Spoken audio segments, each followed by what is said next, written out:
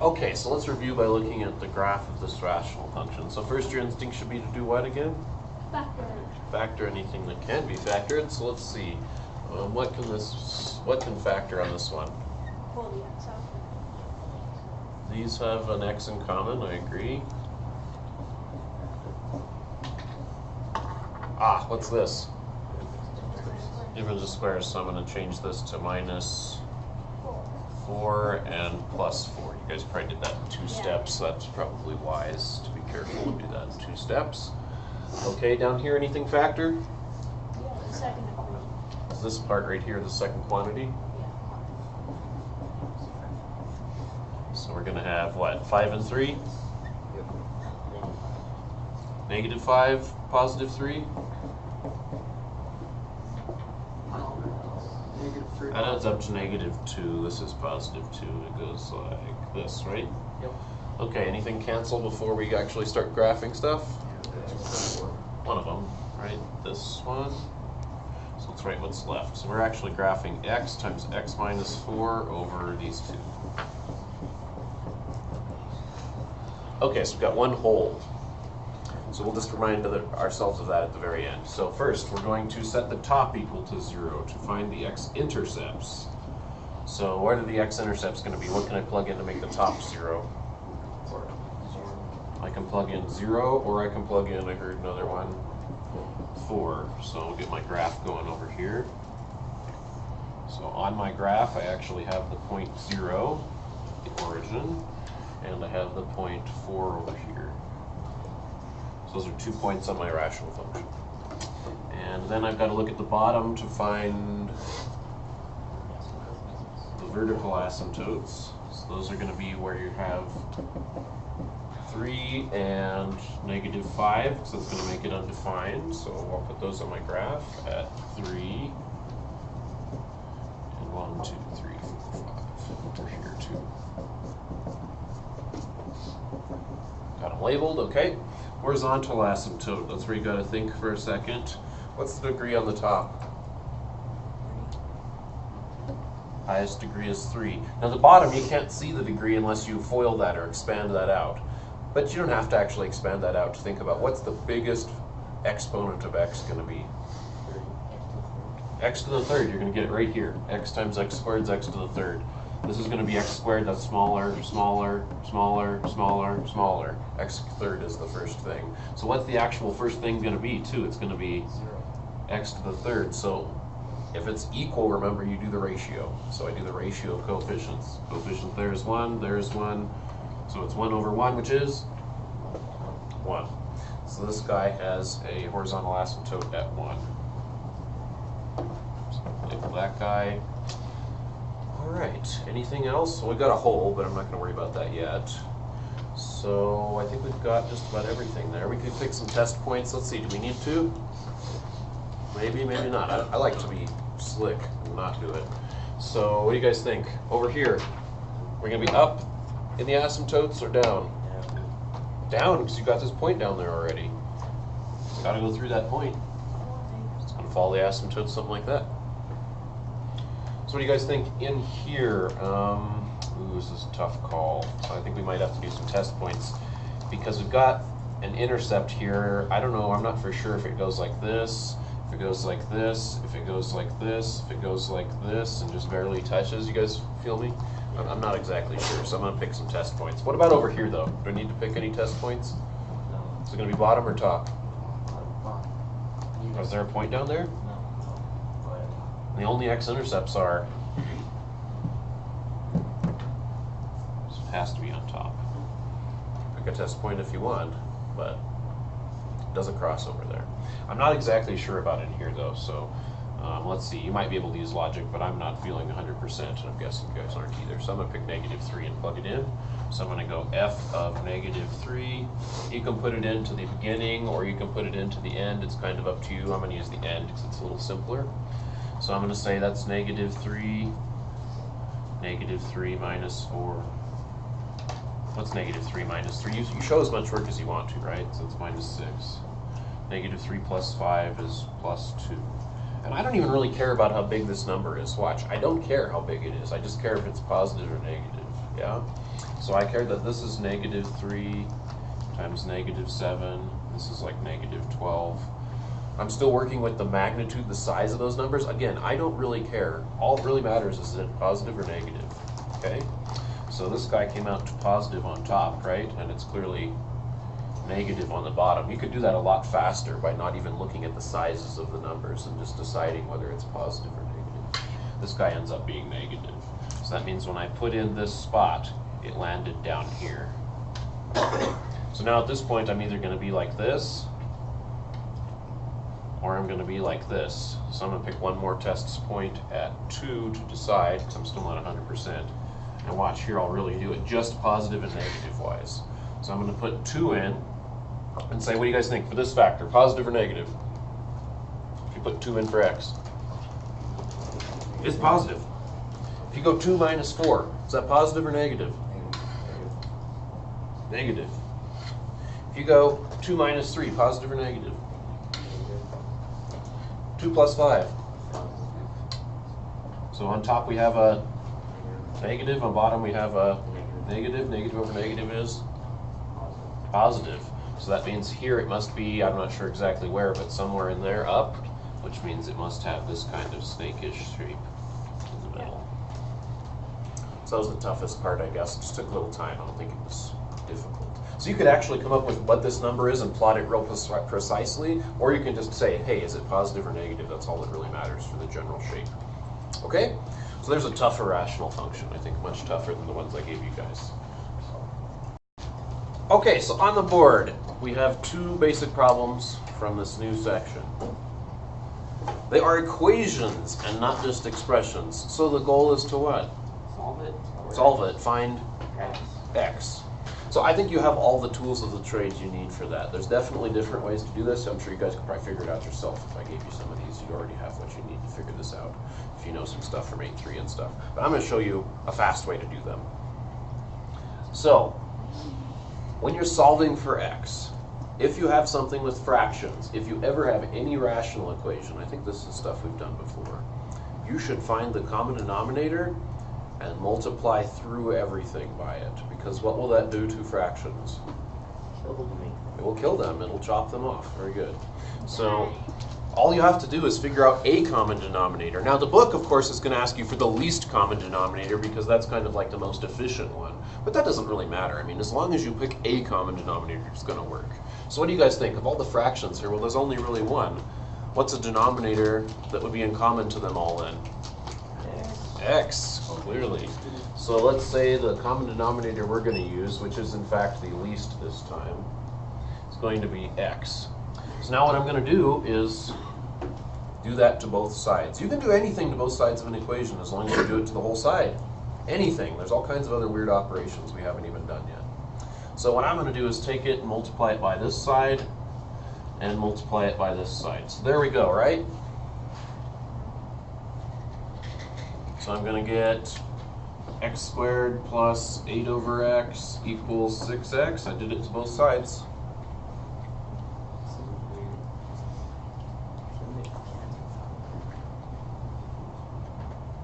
The point of this was to cancel things out, exactly. What did I not do? I only did it to part of the left-hand side, not the whole thing, right? You should go like this. So really it should have hit this term and this term over here, so it's right there still too. Which is going to do what you want, right? That's the part we were really looking for, the cancellation. So then you have x squared plus 8 equals 6x, which is like parabola, so we should like do this, right? And then we can use the quadratic formula or factor it. What do you guys think? Is it factor? Yep.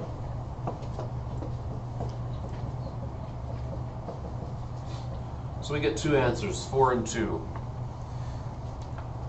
You want to beware extraneous solutions though, just like we've had come up in our previous couple things. Are there any domain errors? Well, 2 and 4 can both go in right there and not divide by 0. So offhanded, we probably are safe on this one. So why don't you guys try that one? It's exactly the same pretty much. And you might want to check your answers, see if one of the answers doesn't work, because one of them might not, I'm not sure. So if you're watching the video, you want to pause it now, try the second problem. Okay, I think we should have had enough time for this guy. What's the common denominator on this one? X. Okay, so we're going to do what with X?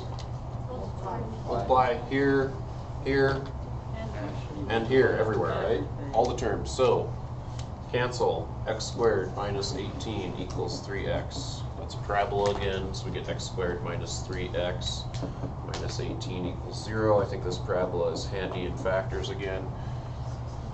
6 and 3 minus 6 plus 3, you get 6 and negative 3. Casually checking, does either one make the bottom of that 0? No, so I'm guessing they'll both probably work. Okay, so how about this guy? What if we have a rational equation like this? What's the common denominator? You have it, Noah? I started out by multiplying both sides by X minus 8. Great, that would give you a start. Is that the common denominator though? No. Or is that just a coincidental denominator in the problem? But then if you multiply It's kind of in common, right? It's in 2 spots, but you multiply by 2 afterwards. yeah, totally. So he's doing it in like 2 steps. What I'm going to say is pick a common denominator to begin with, and you don't have to do 2 steps. Like for instance, what if there was a problem, which you won't run into in this assignment, but it's very easily doable, that where you have 10 fractions. And they all have different kinds of bottoms. Some of them are like a little bit the same, some of them are not. You don't want to do 1 step for each different bottom, do you? Yes, it's Sledgehammer. Yeah, sledgehammer? Okay. Yes, that's exactly a sledgehammer technique. So, yeah, just save yourself some time and put them together. So what is the common denominator here? The least one, in fact. What is the least common denominator that will help you on this problem? It's got to have a 2 in it because of that fraction. And it's got to have the quantity x minus 8 in it because of either one of those. If you multiply by that everywhere, it will cut off everything, and then you can see what's left. That's the idea in this. You're trying to cut off or kill, like Jensen said, everything. Yeah? So that's the idea. We're going to multiply it right here. If you have a different color, I'd recommend using a different color. It really makes it clear. So this is a little bit different than like an 8-3, which was uber important, probably more important than this, of just smashing stuff together. Could we do these by smashing them together first? Yeah, we totally could. It'd be a lot longer than just cutting things off, though. Why couldn't you do this when you were just simplifying expressions, when it wasn't an equation? Why couldn't you just do this then? Because am I multiplying by 1? No, multiplying by 1 does not change something. Why am I allowed to do this multiplying where it's not 1 that's in red? Because it's an equation, and if I do something to both sides of an equation, it stays the same. What we were doing before was multiplying by 1, clever forms of 1, and that allowed us to stay the same. So that's the difference, okay? So let's see what cancels here. Chopped, chopped, chopped. Let's see what's left. Here we've got the 2. Here we've just got the x and the x minus 8. And here we've got what, 22? Okay. You want to be careful that you make sure you multiply this by everything, right? So this is going to be 4x minus 10, not 4x minus 5. Over here we're going to have x squared minus 8x, not x squared minus 8. And I think we got a parabola again. That's just coincidence. Parabolas happen a lot. That's why I emphasized them. Yeah? So, I don't know. Let's set this side to 0. X squared's already by itself. These are like terms. 4 minus 8 is negative 4, minus 10. And we'll subtract the 22 over. That's 32.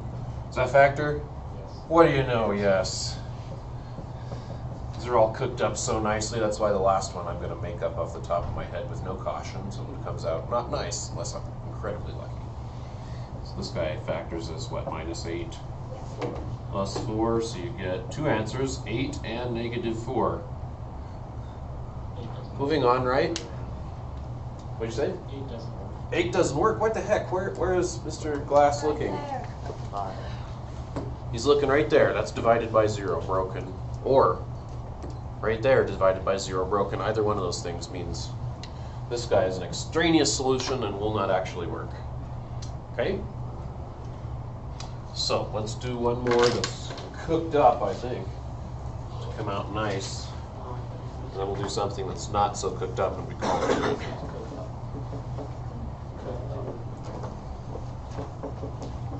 Let's do that one. Pretty simple.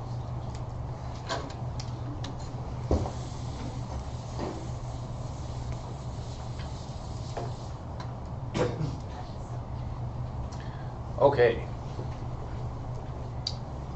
So, first step? Find the differences. Find the common denominator, yes, but what's your instinct? See, before that even, your instinct should be factor that into its pieces, its component parts. Good.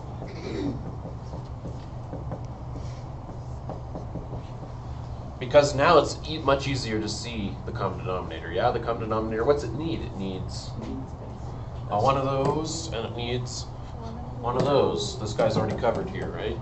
So the least common denominator is going to be, it needs the x minus 4 and the x plus 4 quantities. So we can go in here and multiply on both sides by that stuff and see what cancels, hopefully everything. If everything doesn't cancel, then you're not actually using a common denominator, you know what I mean? If there's leftovers.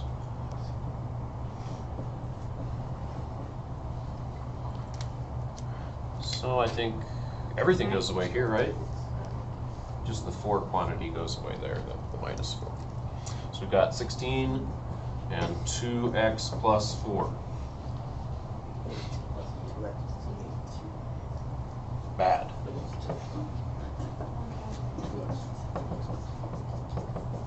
Okay, so I'm going to subtract. This is not a parabola, it's just a good old line. What do you guys think? We good? 4 is the answer, right? No. It makes it 0. Does it work? No. You put it there, what happens? It becomes 0. It says 2 divided by 0. I don't know what the heck 2 divided by 0 is, you guys? You guys know what 2 divided by nothing is? Error. I don't know what that is, okay? And if you put it here, coincidentally, it's also broken, right? If you put 4 squared, that's 16 minus 16, that's 0 problem. 2 problems. So how many answers are there to this? None. There's no solution. Now, of course, are we at the point where if we really wanted to, could we graph this thing? Transformation-wise, that'd be right by 4 stretched by 2. We could graph that shape without even using our calculator. This guy'd be a little more intense. We'd have to do asymptotes and all that stuff. But since there's no solution, what would those graphs be doing? They wouldn't touch it. They would not be touching each other. If you subtracted one to the other side and set it to 0, then the result would not be touching the x-axis. That's true. Okay? Let's do one that doesn't come out quite so nice as the last example. Hang on.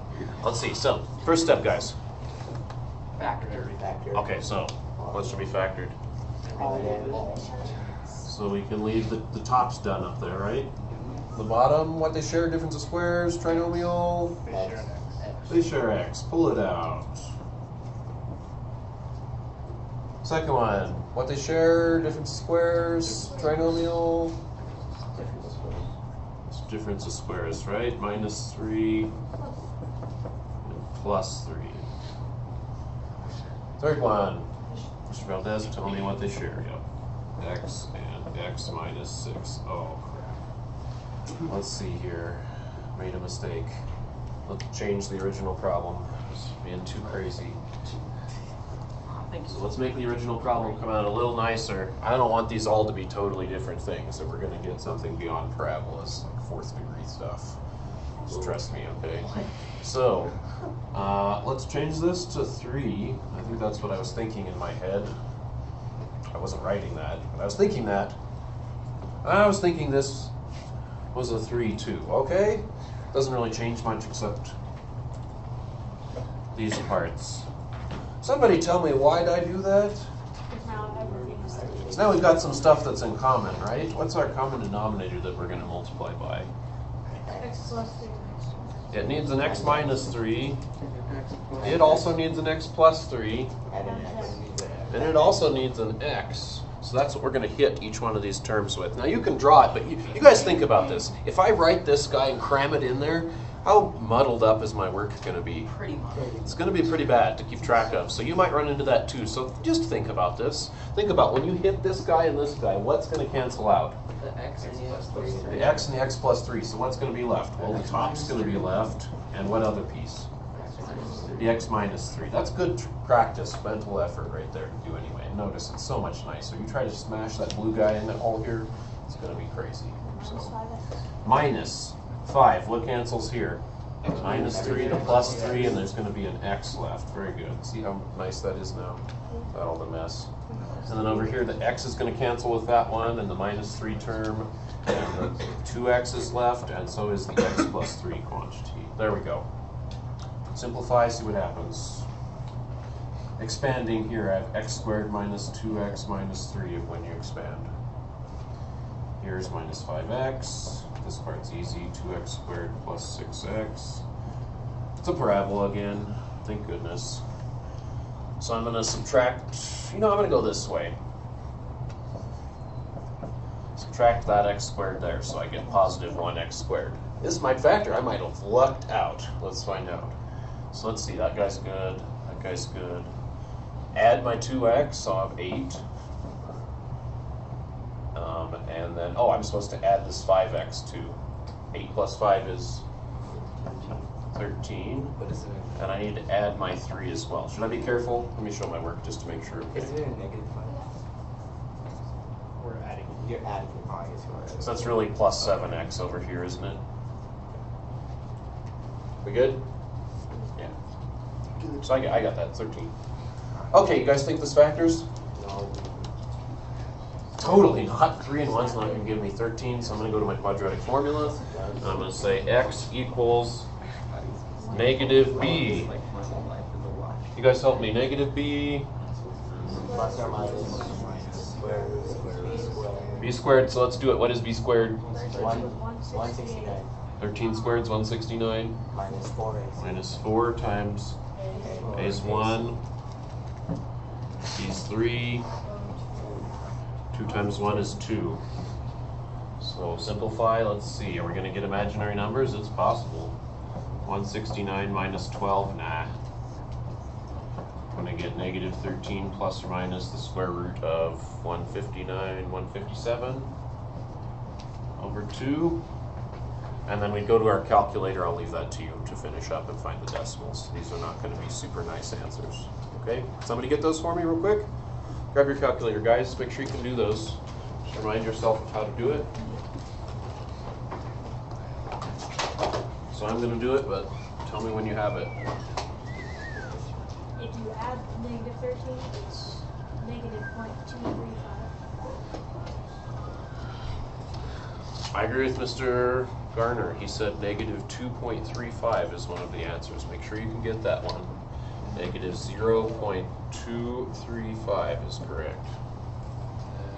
Negative 12.764. Let me see. That looks right. I typed it wrong. Negative 12. Oh man. And 12.76 is the You said negative 12? 0.76. I think 5 if you round it. Okay, so those should be your two answers. Either one of them doesn't obviously cause any problems, so I'm guessing they both probably work on this one. Okay, so there's how to do rational functions. Find the common denominator, make sure you've got all the pieces, use it to wipe out the bottom, solve what's left, that's it. Okay,